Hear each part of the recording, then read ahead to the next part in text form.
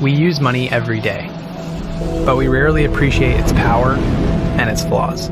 It's a tool that has been at the center of human progress. And as we build bigger and tackle complex problems, we're going to need the best tools available.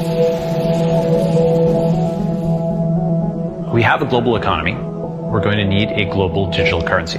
Cryptocurrency is going to be a great democratizing force for the world because it's going to level the playing field and allow anybody with a cell phone to access financial services. This is going to transform how we think about a real global economy. I think in order to understand its importance, we first have to define what currency means.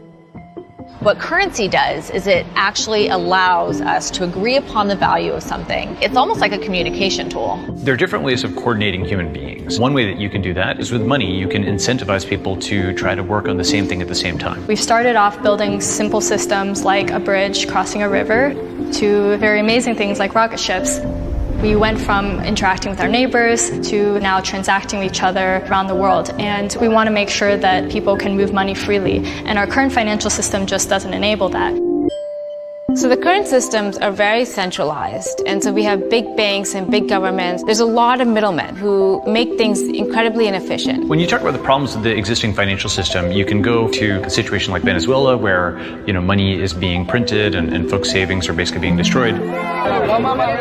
The value of their wealth has been completely eroded. I think a lot of us in the United States sort of take this idea for granted that if someone gives us money, it'll be in our bank account and it's not going to disappear or be taken away from us. And that's really a luxury that many people in the world don't have at all. There are about 1.8 billion people in the world today who have a cell phone but don't have access to any financial services. And what's really powerful about cryptocurrency is that it lets anybody, if you just have a smartphone and internet connection, participate in the global economy. What cryptocurrency does is takes the stability that we have and gives it to the rest of the world. If I have a dollar bill, I can hand that directly to somebody else. There was no bank in the middle there. With digital currency and blockchain, it's actually more similar to cash, yet again, where I can send something directly to somebody else, and I don't necessarily have to go through middlemen like a bank or a credit card company. We can go back to how we normally transacted, which is directly with each other without all these giant central parties in between. When computer scientists talk about the concept of so-called decentralization, what they mean is to avoid this idea of a single point of failure. A single point of failure like we have with institutions. If you have a single bank and that bank has all your money and then that bank fails, well, everyone's out of money. Whereas if you have lots of different individual nodes, hard drives and phones and so on that have some money, well, they're probably not all going to fail at the same time. So you no longer need the middleman to keep track of an internal ledger. All these computers are writing everything down for you.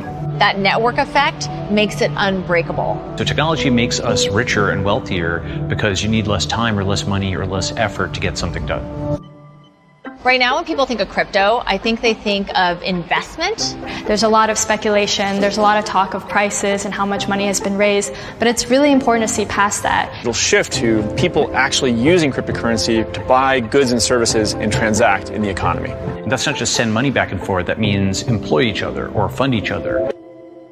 A more global economy is important because there is talent everywhere, but opportunity is not evenly distributed. In a world where this technology is fully adopted, it won't matter what country you're born in. All that will matter is that you have a mobile phone and internet connection, and you have skills and knowledge to learn, and you can contribute to the global economy. You can benefit from the world, and the world can benefit from you.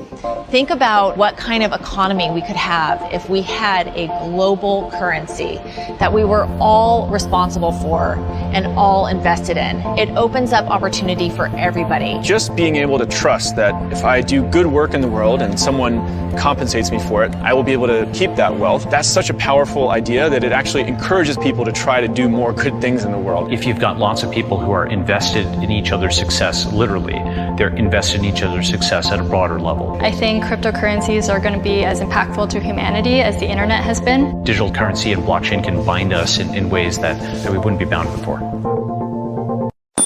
关注我，每天3分钟，带你了解区块链行业新鲜事儿。